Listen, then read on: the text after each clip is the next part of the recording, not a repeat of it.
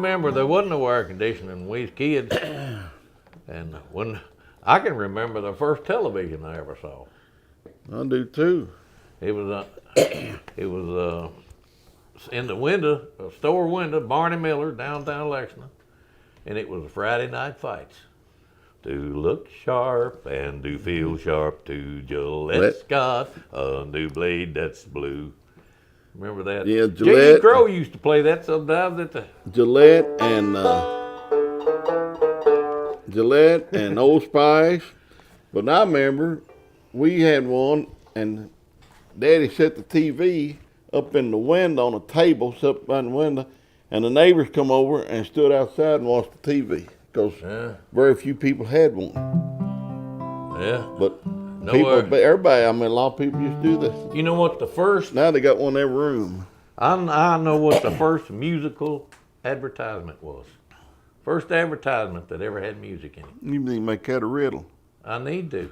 What was it? Speedy Alka-Seltzer. Well, there goes the riddle. Speedy Alka-Seltzer. Da, da, da, da, da, da. Yeah, I remember him. Yeah, some of them old commercials. But back to the air conditioning. Yeah. I mean, when I first went on Lexington Fire Department, fire station wasn't air conditioned. And house, they'd get hot in there. All them old men sleeping in that bedroom, snoring and carrying on. Remember this, think about this. It's what I remember most about not having air conditioning. Used to, around May, somebody need weed tobacco beds. Oh, yeah. And we'd go out, I'd skip school and go weed tobacco beds. I think we got like, I don't know, $6 a day or something. And I'd take my shirt off because it'd be warm, hot, you know. Well, we work it all day. And I'd get sunburned.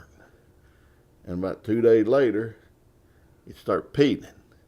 And I'd be sitting in class with that shirt on that Mama had starched. And that sweating and that peeling, back burnt and peeling. That was a miserable. I'll tell you one to bring back memories. All right, tell me. First week of school. Yeah. You go get them new blue jeans. Yep. Them new blue jeans, boy.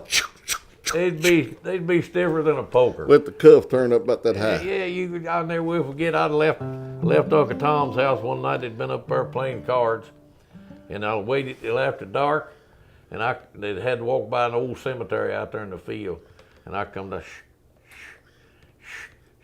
had them new blue jeans on. Kept getting busy faster then. Yeah.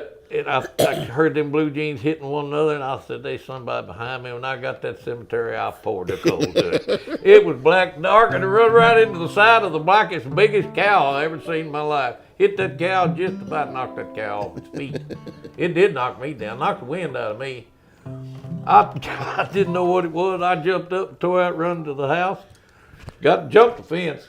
When I hit that screen door, I just busted right through it and run through the house, the little old shotgun tinted house. They all jumped back and looked like it. My mom said, "What's the matter with him?" I said, "I don't know, but he's slinging cow manure everywhere."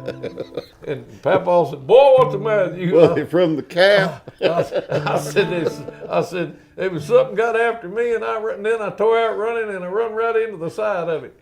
And then when I told them the next morning what it was, they all laughed, thought it was funny, but I had to clean up cow manure. I strung it all through. Anyway, how did we get on this? My mama used to starch our blue jeans in that big pan of starch stuff, you know. And I mean, you could stand them up, and I'd go down the hall going. I know. A lot of people gonna relate to that. They don't know what starch is. They don't iron them no more.